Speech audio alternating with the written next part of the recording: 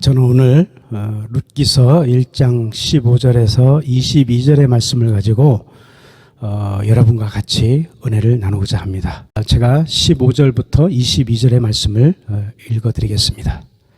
나오미가 또 이르되 브라데의 동서는 그의 백성과 그의 신들에게로 돌아가느니 너도 너희 동서를 따라 돌아가라 하니 롯이 이르되 내게 어머니를 떠나며 어머니를 따르지 말고 돌아가라 강권하지 마옵소서.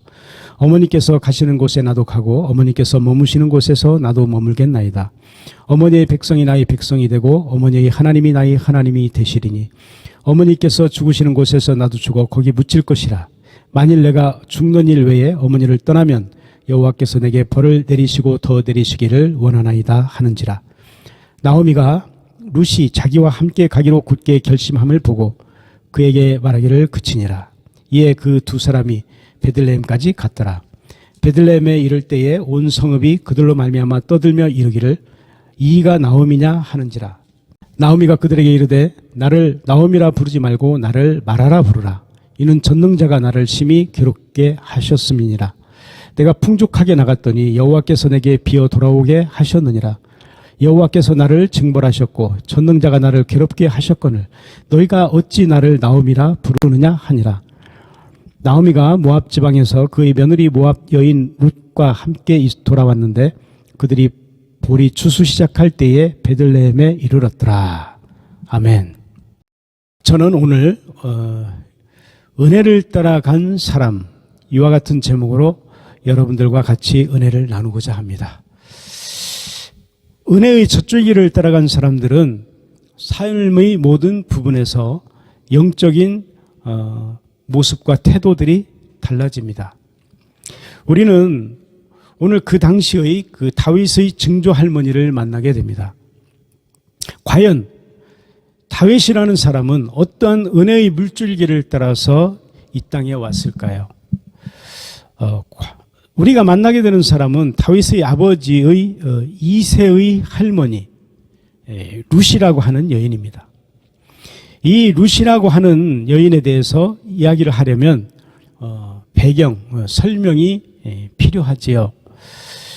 룻은 모압 여인이기 때문입니다. 모압 여인이라는 뜻은 이스라엘 백성들이 누구나 환영하지 않는다는 뜻입니다. 모압 여인이라는 것은 이스라엘 백성들이 그 창세기 19장에 보면은요. 아브라함의 조카 롯이 소돔과 고모라가 멸망당할 때에 피해가지고 큰 딸과 술에 취해서 낳은 아들이 모압입니다. 둘째 딸과는 벤남미라는 아들, 즉 그 암몬 자손의 조상을 낳았습니다. 그래서 이스라엘 총회에서는 모압과 암몬 자손들을 총회에 넣지 않는 것이지요. 타당한 이유가 되죠. 여기서 룻은 모압 여인이라는 것을 우리가 머리에 기억을 할 필요가 있습니다. 모압 사람들은 모압 여인들은 특별히 경계의 대상이었어요. 민수기 25장에서 출애굽한 남자들이 모압 여인들의 그 유혹을 받고 음행에 빠져서 바알볼이라는 그런 신에게 제사를 했던 기록이 나오고요. 특별히 그래서 이 사람들이 결국 많은 죽임을 당했습니다. 모압이라고 하면은 어쩌면 굉장히 치를 떨 만한 사람들이라는 것이에요. 나중에 이스라엘 사람들이 모압 사람들에 대한 경각심을 가지기에 충분했다는 것이고요. 중요한 것은 모압 여인 룻이 어떻게 이러한 상황 속에서 다윗의 증조 할머니가 되었으며 어떻게 예수 그리스도의 국보에 편입이 되었느냐는 것입니다. 그리스도 족보에 편입이 됨으로써 성경이 우리에게 어떠한 강한 메시지를 주고 있습니까?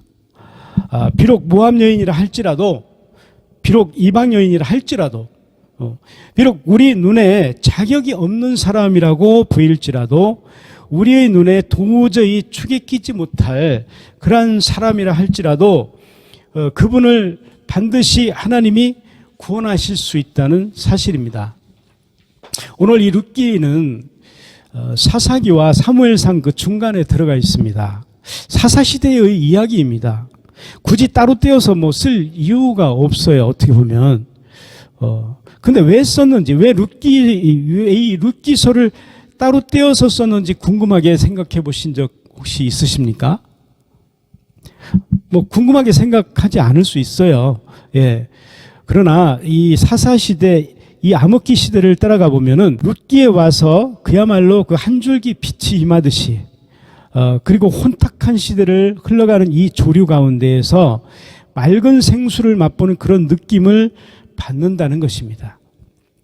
왜냐하면 우리가 볼 때는 그 사사시대라고 하는 도대체 누구도 기준이 되지 않고 자기 자신만을 기준으로 삼는 그런 세상에서 한 줄기 생명수와 같은 이 은혜를 맛본다는 것입니다. 사사시대란 사사시대의 그 결론처럼 그 시대의 왕이 없었기 때문에 누구든지 왕 노릇을 하고 살았다는 것입니다. 오늘날 우리 그 시대는 어떻습니까? 누구나 자기 자신이 기준이 아닙니까? 뭐 더불어서 뭐 요즘에는 내로남불이라는 말도 나오고요. 누구나 내 느낌이 기준이 되는 시대가 아니겠습니까? 누구나 내 좋을 대로 결정하지 않습니까? 사사시대가 3000년 전의 일이지만은 지금과 무슨 차이가 있습니까? 누구나 자기 소견대로 살고 자기 기준대로 살려고 한다면 그 시대는 지금이나 그때나 본질적으로 무슨 차이가 있을까요? 우리가 살아가는 형태, 모양, 습관 모든 것이 달라졌다 생각하지만 우리 의식의 그 깊은 곳에 있는 삶의 뿌리나 또 뭐 시대의 흐름이나 경향이나 동향 하나도 달라지지 않았다는 것입니다. 인간의 그 본성은 변한 것이 없다는 거예요. 그 시대나 지금이나 그렇습니다. 그러므로 그런 시대에 혼탁한 시대에 한 여인, 아니 세 여인, 아니 좀 더 구체적으로 말해서 세 과부의 이야기가 오늘 롯의 이야기입니다. 그 중에 한 과부는 과거로 돌아가고 두 과부는 은혜를 따라갔더라. 이게 룻기의 줄거리예요. 그래서 두 과부가 은혜를 따라갔다. 이 얘기를 나누기 위해서 여러분과 제목을 사실 은혜를 따라간 사람이라는 제목으로 은혜를 나누고자 합니다. 어떻게 해서 룻이라고 하는 여인이 예수 그리스도의 족보에 들게 되었느냐? 거슬러 올라가면 거대한 은혜의 물줄기가 흐르고 있고 그 은혜의 물줄기에 몸을 담갔던 사람, 은혜의 물줄기에 눈이 뜬 사람, 은혜의 물줄기에 몸을 묻고 거기서 날마다 은혜의 생수를 마신 사람은 어떤 시대를 살더라도 동일한 모습을 지니면서 살아갔다는 것입니다. 지금 또한 그렇습니다. 그 시대나 지금이나 우리가 은혜를 받기만 하면, 이 땅의 교회가 은혜를 받기만 하면 우리는 놀랍게도 전혀 다른 삶이 시작된다는 사실이에요. 그래서 우리가 말씀을 한 번 더 읽어볼 필요가 있습니다. 우리가 1장 15절, 16절, 17절 말씀을 한 번 더 읽겠습니다. 나오미가 또 이르되 내 동서는 그의 백성과 그의 신들에게로 돌아가나니 너도 너희 동서를 따라 돌아가라 하니 롯이 이르되 내게 어머니를 떠나며 어머니를 따르지 말고 돌아가라 강권하지 마옵소서. 어머니께서 가시는 곳에 나도 가고 어머니께서 머무시는 곳에서 나도 머물겠나이다.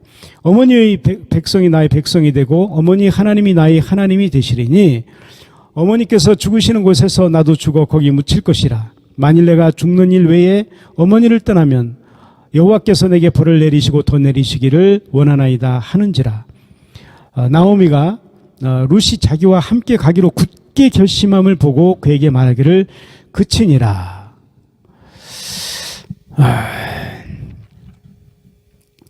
이 대화는 어떻게 시작이 되었는고 하니 베들레헴 땅에 기근이 들기 시작했어요. 살기가 어렵게 된 것입니다. 베들레헴이라는 말은 우리말로 그 떡집 그런 뜻입니다. 좀 풍부했던 것입니다. 물자가 풍요로웠던 곳이에요. 그러나 그곳에 기근이 찾아왔다는 것입니다. 흉년이 왔다는 것입니다. 그래서 룻기서 1장 1절에 풍년이 와서 기근이 왔다로 시작이 되고 또 성경에 기근이 왔다는 것은 어려움이 왔다는 것이고, 어려움이 왔다는 것은 하나님께서 새로운 일을 시작하셨다라는 배경음악이 흐르고 있는 것입니다. 아브라함이 가나안 땅에 왔는데 기근을 만났어요. 그래서 애굽으로 피신을 합니다. 요셉이 애굽 땅에 팔려갔을 때도 기근이 찾아와서 야곱의 자손 70여 명이 애굽으로 내려가는 일이 있었습니다. 기근은 우리의 삶의 지평을 흔들어 놓는 하나님의 계획인 것입니다. 여러분이 지금 기근을 만났습니까? 여러분이 고난 가운데 있습니까? 하나님께서 새로운 일을 행하시는 줄로 느끼셔야 합니다. 우리 생애 중에 고난이 찾아왔다면 하나님께서 고난과 기근을 통해서 무슨 계획이 있다는 것입니다. 그것이 우리의 영적인 눈이 뜬 것입니다. 그런데 놀랍게도 이 땅에 기근이 왔어요. 그래서 가서는 안 될 곳으로 갔다는 것이 오늘 이야기의 시작입니다. 이스라엘 백성들이 기근이 들었다고 해서, 어려움이 닥쳤다고 해서 하나님이 없는 모압 땅으로 가서야 되겠습니까? 그러나 엘리멜렉이라는 사람이 아내와 자녀 둘을 데리고 모압 땅으로 갔다는 거예요. 가서 어떤 일을 겪습니까? 기근은 잠시 면할지 모르겠는데 남편이 죽는 사건이 일어납니다. 사인은 우리가 알 수가 없지만요. 그런데 과부가 두 아들을 데리고 어떻게 살겠어요? 그래서 그곳에서 며느리를 얻습니다. 그 두 아들한테 며느리를 얻어 주었고요. 둘 다 모압 여자입니다. 위에 오르바, 또 밑에 룻이라고 하는 둘 다 모압 여인을 며느리로 두었어요. 문제는 말론과 기럐이라고 하는 두 아들도 남편을 따라서 차례로 죽었다는 것입니다. 여러분, 이런 비극이 어디 있어요? 좀 먹고 살겠다고 이민을 간 것인데 남편 죽고 두 아들 어렵사리 결혼을 시켰더니 큰아들, 작은아들 차례로 죽었다면 여러분은 어떤 심정이겠습니까? 웬만큼 정말 심령이 약하면 정말 실성하지 않겠어요? 무엇하러 이 땅에 와서 남편 잃고 또 두 아들을 잃겠습니까? 이 모습을 옆에서 지켜본 사람이 두 며느리라는 것입니다. 그런데 놀랍게도 이제는 살 길이 없어서 돌아가야 되겠다고 나오미는 결정을 했어요. 나는 유대 땅 예루살렘으로 돌아가겠다. 그런데 두 며느리가 따라오는 것을 보고 정신이 부쩍 들었어요. 어쩌자고 이 과부 시어머니를 따라 나서느냐. 이 청산 과부들이 그 땅에 가서 어떻게 살려고 나를 따라오느냐. 그래서 두 며느리를 놓고 돌아가라고 이야기를 합니다. 말하기를 모압 땅 너희 친정집이 있는 곳으로 가라. 친정 어머니가 너를 굶겨 죽이게 하겠느냐. 그 땅에 가야 너희들이 살 길이 있지 않겠느냐. 잠시 울다가 큰 며느리는 돌아갑니다. 오르바는 돌아가요. 그런데 오늘 두 번째 며느리 롯은 안 가겠다는 거예요. 여러분, 이 선택을 한 번 더 생각해 보십시오. 시어머니라고 하면 시자만 해도 경기를 일으키는 이 세상에 살고 있는 우리가 시자가 들어가는 음식도 안 먹는 여인들이 무슨 갈등이 있는 결정이냐는 것입니다. 시어머니가 재산이 많아서 베들레헴에 가면 한 미천 가지고 있다더라. 돈이 많다더라. 남기고 간 유산이 땅값이 올랐다더라. 이러면 좀 이해가 되겠죠. 아무 보장이 없어요. 아무것도 가진 것이 없어요.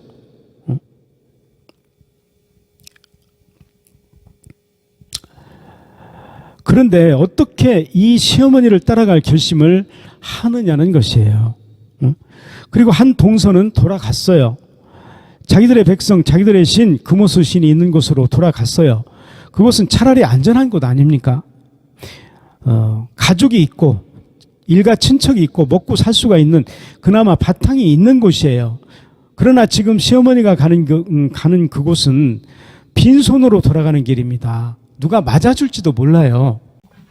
뭘 먹고 살아야 할지도 모릅니다. 더더군다나 시어머니가 가서 영원히 삽니까? 그곳에서 가서 덜컥 병이나 걸려서 또 죽으면 이 룻이라는 여인은 이 이스라엘 땅에서 어떻게 살아간다는 말입니까? 여지가 없는 선택이에요. 갈림길에 선 것입니다. 그런데 오늘 보니까 룻은 시어머니를 따라가겠다는 거예요. 뭐라고 말하냐면 나를 더 강권하지 마소서. 어머니 가는 곳에 내가 가고 어머니 머무르는 곳에 내가 머무르고 어머니 백성이 내 백성이요 어머니의 하나님이 나의 하나님이다. 이런 고백을 하는 겁니다. 그런데 어떻게 해서 룻은 이 아무것도 없는 시어머니를 선택했냐는 것입니다. 여기에 비밀이 있어요. 여기 키가 있습니다. 그녀가 선택한 것은 어머니의 하나님, 유아갓, It's my God. 당신의 하나님이 곧 나의 하나님이시다. 나의 하나님이라는 거예요. 그런데 도대체 그 하나님이 나오미에게 어떻게 했냐고요. 나오미에게 남편 빼앗아 갔죠. 아들 둘 빼앗아 갔죠. 뭐 하나 남은 게 있습니까? 아니 잘 되는 하나님을 보았으면 따라가는 것이 이해가 되지만 나오미가 어떻게 며느리들과 살아왔었기에 이러한 어려운 지경에 홀단신으로 남아서 아무것도 할 수 없는 이 상황에서 한 며느리가 끝까지 나오미를 쫓아가겠다고 그렇게 결정을 하느냐는 것입니다. 자, 롯의 선택을 다시 한번 보십시오. 첫 번째 선택은 무슨 선택입니까? 어떠한 선택을 했을까요? 그는 올바른 관계를 선택했다는 것입니다. 이해관계로 따지면 손익분기점을 따지면 어떤 것도 시어머니를 따라갈 일이 없어요. 그러나 먼저 롯은 나오미와의 옳은 관계를 선택했다는 것입니다. 그것은 나오미의 은혜를 발견했기 때문입니다. 그 어머니가 남편을 잃어도 또 변하지 않았어요. 아들을 잃어도 변함이 없었습니다. 아들 둘을 다 떠나보냈지만 변함이 없어요. 며느리를 대하는 태도, 살아가는 태도, 슬픔 속에서도 중심을 잃지 않는 삶을 사는 태도, 거기에서 롯은 비밀을 발견한 것입니다. 인생의 비밀을 발견했어요. 저게 있어야 된다. 저런 고난 가운데에서도, 저런 상상할 수 없는 슬픔 속에서도, 절망 가운데에서도 무엇을 붙들고 살아가야 하는지를 롯은 똑똑히 보았던 것입니다. 롯은 시아버지가 돌아가셨을 때 과부가 된 시어머니를 보았습니다. 그리고 자기 자신도 과부가 되어 있었어요. 그런데 그 어머니는 놀랍게도 남편과 아들을 다 잃었어요. 그럼에도 불구하고 그 시어머니가 며느리를 어떻게 대했는지가 선택의 기준이 된 것입니다. 변함이 없는 삶의 기준, 우리는 조금만 형편이 어려워지면 얼굴이 달라지고 또 보통 그 시어머니와 조금만 부딪혀도 막 얼굴이 울그락부르락 하지만 나오미가 붙든 하나님 때문에 하나님이 어떤 분인지를 모압의 금우수신이나 다른 어떤 우상과 어떻게 다른지를 룻이 눈여겨보기 시작을 한 것입니다. 그래서 가장 어려운 시점에 홀로 남겨진 시어머니와의 관계를 선택하게 된 것입니다. 기억하십시오. 여러분이 은혜를 경험하지 않으면 은혜가 없어요. 바른 관계가 선택하지 않습니다. 이 은혜가 없으면 우리는 이해관계를 따라가게 되어 있어요. 이 사람이 나에게 득이 되나? 이 사람이 나에게 손해인가? 이 사람이 나에게 이익을 끼쳐줄 그런 사람인가? 이 사람이 조금 나를 만났다가 손해를 끼치지 않을 사람인가? 날마다 이해관계를 따지는 삶이 된다는 것입니다. 그러나 여러분에게 은혜가 임하기 시작을 하면 여러분 놀랍게도 이해관계에 휘둘리지 않아요. 반대로 이 사람이 지금 어려운가? 이 사람에게 사람이 필요한가? 도움이 필요한가? 이 나오미가 지금 홀로 보내져서 될 여자인가? 아닌가를 따지게 된다는 것입니다. 왜 우리가 은혜를 받아야 하느냐? 왜 오늘날 교회가 은혜에 잠겨야 하느냐? 이런 선택을 하고 살 수 있도록 돕는 것은 은혜밖에 없다는 것입니다. 나오미는 정말 미쳐버릴 것 같은 그런 상황, 절망할 수밖에 없는 그런 상황, 인생 전체를 포기해도 될 만한 그런 상황, 정말 자살을 한다고 해도 우리가 그할 만하다라고 이해할 만한 그 절망적인 상황 속에서도 삶의 축이 무너지지 않았기 때문에 그렇게 살아가는 시어머니를 보고 그 비밀과 그 키가 무엇인지를 룻이 발견을 했다는 것입니다. 저는 여러분들이 신앙생활을 하면서 그런 키를 발견하게 되시기를 바랍니다. 여러분, 오늘날 성공하려고 교회 갑니까? 돈을 많이 번 사람이 있어서 교회를 갑니까? 그럴 수 있겠죠. 돈을 많이 번 사람을 보니까 교회 가면 돈을 버는 모양이다. 그렇지만 그 많은 사람들 중에서 몇 사람 안 됩니다. 뭐 교회 가면 출세하고 성공하나? 그런 사람 몇이 있겠죠. 그러나 교회를 안 다녀도 성공하고 출세하는 사람 수없이 많습니다. 돈 때문에 교회 나오는 것 아니잖아요. 우리 다시 한번 우리 자신에게 생각해 보십시오. 어떻게 이 시대에 정말 하나님이 정말 증거가 될 수 있나요?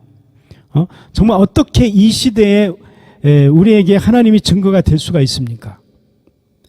아프다가 병이 나으면 하나님이 증거가 될까요? 가난하다가 부자가 되면 하나님이 증거가 될까요? 아니요. 우리들이 경험할 수 없는 어려움들은 정말 그런 어려움을 겪었다 하더라도 삶의 축이 무너지지 않을 때 그때 사람들은 비밀을 궁금해하기 시작하는 거예요. 왜 하나님이 믿는 사람들에게 고난을 허락하시는 줄 아십니까? 왜 믿는 사람들이 이해할 수 없는 일들이 닥치는 줄 아세요? 그때 우리들은 은혜가 없으면 살지 못하기 때문에 그리고 우리가 붙드는 그 은혜의 하나님을 모르는 사람들이 보게 되기 때문에 그래서 은혜는 바른 관계를 선택하게 된다는 것입니다. 두 번째, 은혜는 하나님을 선택한다는 것입니다. 궁극적으로 나오미가 붙들고 있는 하나님, 은혜의 젖줄기가 어디서부터 흘러나오는지를 발견한 결과 룻은 그의 하나님이 비결이라는 것을 깨닫게 된 것이죠. 시제는 미래예요. 앞으로 어떻게 될지 몰라요. 어머니의 하나님이 나의 하나님이 될 것입니다. 아직은 큰 믿음이 없어요. 그렇지만 아직 대단한 믿음이 생긴 것도 아니고요. 그러나 남편과 아들을 잃어도 변함없는 삶의 모습 가운데에서 하나님을 붙들고 살아가는 내가 되는 것이 하나도 없지만은 하나님을 놓치지 않는 그 하나님을 나도 붙들어야 되겠다라고 생각하는 거예요. 어차피 롯도 자신이 과부가 되어 있었어요. 나도 별 희망이 없는 사람이에요. 이 험난한 세상을 살아갈 때에 나도 나오미 시어머니가 붙들고 있는 그 하나님을 나도 붙들지 않는다면 내가 살 수 없다는 것이에요. 그래서 나오미는 하나님을 선택한 것입니다. 롯도 하나님을 선택을 했어요. 우리도 하나님을 그렇게 선택을 해야 한다는 것입니다. 셋째로 우리 말씀 뒤에를 내려가 보면은 베들레헴까지 갔습니다. 모든 사람들이 나와서 나오미가 왔다. 그런데 나오미는 이렇게 말합니다. 나오미라는 그 뜻은 그 기쁨, 나의 기쁨, 그런 뜻입니다. 나오미가 말하기를 나는 나갈 때는 뭐 좀 가지고 나갔지만 지금 나는 빈손으로 들어왔다. 나는 지금 아무것도 없다. 나를 나오미라고 하지 말라. 나는 마라와 같은 여자다. 마라란 여러분들이 아시다시피 출애굽했을 때에 그 쓴 물이 써서 먹지 못했던 그 물을 마라라고 했어요. 물이 써서 못 먹었어요. 그런데 모세가 나뭇가지를 꺾어서 넣었더니 쓴 물이 단물이 됐다는 그 마라예요. 내 인생이 지금 나오미가 기쁨이 아니라 마라가 되었다는 거예요. 그런데 중요한 것은 오늘 본문 말씀을 다시 한번 보시겠습니다. 20절, 21절의 말씀을 다시 한번 읽겠습니다. 내가 풍족하게 나갔더니 여호와께서 내게 비어 돌아오게 하셨느니라. 여호와께서 나를 징벌하셨고 전능자가 나를 괴롭게 하셨거늘 너희가 어찌 나를 나오미라 부르느냐 하니라. 나오미가 모압 지방에서 그의 며느리 모압 여인 룻과 함께 돌아왔는데 그들이 보리 추수 시작할 때에 베들레헴에 이르렀더라. 아멘.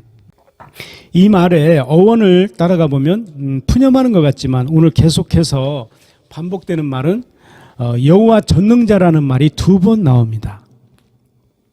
여러분, 전능하신 하나님이 나에게 어떻게 했는데, 여호와 히브리 원어는 그 샤다이, 엘 샤다이라는 말입니다.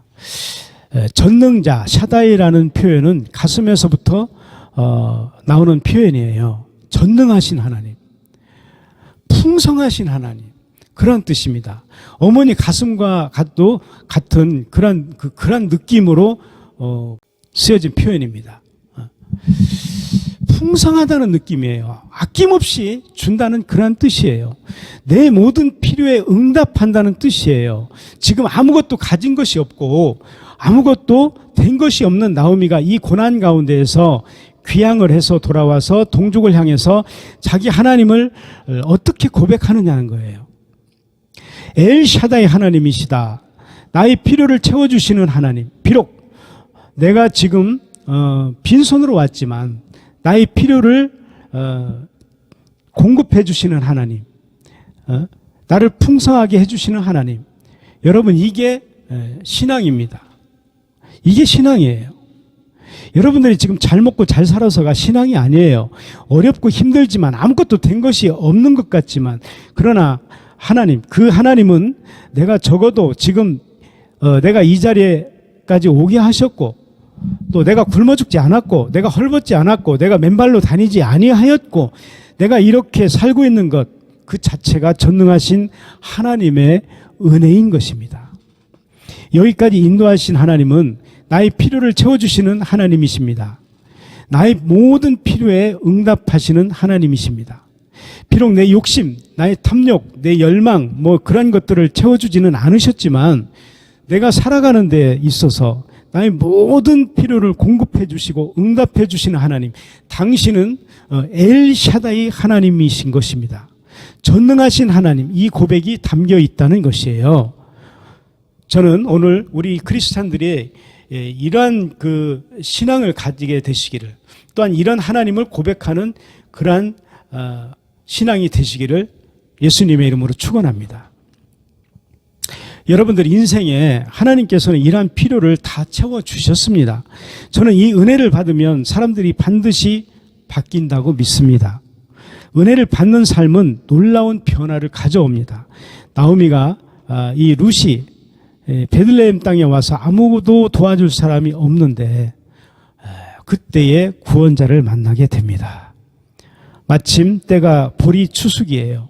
보리밭에 보리 이삭을 주우러 나갔어요. 마침 첫날 보리 이삭을 주우러 갔던 그 집이 보아스의 집입니다.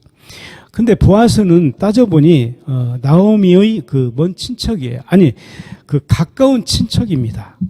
따져보니까 보아스야말로 그 당시에 고엘 제도라는 게 있는데, 즉 그 친척 가운데에서 형편이 어려워져서 땅을 버리고 또 몸이 종이 되었더라면 그 사람을 대신해서 값을 치러주고 또 땅을 되찾아주고 종의 신분에서 풀어줘야 할 사람이 보아스라는 것을 알게 된 거죠. 그래서 보아스가 결국 그 룻과 결혼을 하게 되고, 그 룻과 결혼을 하게 돼서 낳은 아들이 오벳이고, 오벳이 낳은 아들이 이새가 되고, 이새가 낳은 아들이 바로 다윗인 것입니다. 그래요. 아무것도 희망 없이 따라 나온 길이었고 절망 가운데 따라 나온 길이었지만, 그러나 은혜를 따라서 갔더니 구원자, 즉 구속자를 만나게 되었다는 것입니다. 저는 여러분들이 다 나오미나 룻과 같은 그러한 사람들이라고 생각을 합니다. 우리는 사실 나오미와 같은 사람이에요. 사실 우리는 룻과 같은 그러한 인생입니다. 우리가 구속자를 만나지 않으면, 만나게 되는 은혜를 경험하지 않으면 우리는 인생 가운데 버려진 고아와 같이 살다 갈 거예요. 오늘 제가 이 설교를 준비하면서 은혜, 이 설명할 수 없는 은혜, 말할 수 없는 은혜, 차고 넘치는 정말 그 귀한 은혜, 그 은혜에 눈뜨게 되시기를 바랍니다. 은혜는 이미 와 있습니다. 은혜는 이미 이 자리에 와 있습니다. 여러분들이 마음의 문을 열면, 또 손을 펼치면, 여러분들이 가슴을 열면, 눈을 크게 뜨면, 그리고 나한테 사로잡히지 않으면, 그러면 은혜는 폭포수같이 쏟아질 것입니다. 여러분, 이 교회에 폭포수와 같이 쏟아지는 그러한 은혜를 누리시기를 바랍니다. 은혜가 있는 곳은 달라요. 은혜가 있는 곳은 따지지 않습니다. 시비하지 않습니다. 사랑워지지 않아요. 목소리가 높아지지 않습니다. 여러분, 이 은혜를 잃어버리면, 그러나 세상에서보다도 못한 그러한 교회가 될 수 있어요. 세상은 그래도 돈이 질서를 만들지만 교회에 은혜가 없다면, 크리스찬 가운데 은혜가 없다고 하면 우리는 정말 아무것도 소용없는 정말 가장 불쌍한 사람이 될 것입니다. 그러나 이 풍성한 하나님의 은혜를 경험하면 그분은 엘샤다이 하나님, 내 필요를 찾아주시는 하나님, 내 필요에 응답하시는 하나님, 그 하나님을 고백하게 될 것입니다. 아브라함이 그 하나님을 경험했어요. 창세기 17장에 보면 하나님 자신이 아브라함에게 그렇게 소개를 합니다. 나는 엘샤다이 하나님이라고 나를 소개하고 있는 것을 보게 됩니다. 야곱이 아들 요셉을 잃어버렸어요. 짐승에게 물려갔다는 얘기를 들었어요. 정말 얼마나 가슴이 찢어지고 아팠겠습니까? 그런데 다시 애굽 땅에 갔던 자식들이 양식을 가지고 와서는 우선 그 절도 사건에 누명을 쓰고 마지막 막내 아들 베냐민을 다시 보내달라고 이야기를 합니다. 그때 야곱이 인생을 정리합니다. 내가 이 아들을 또 잃으면 잃으리라. 왜요?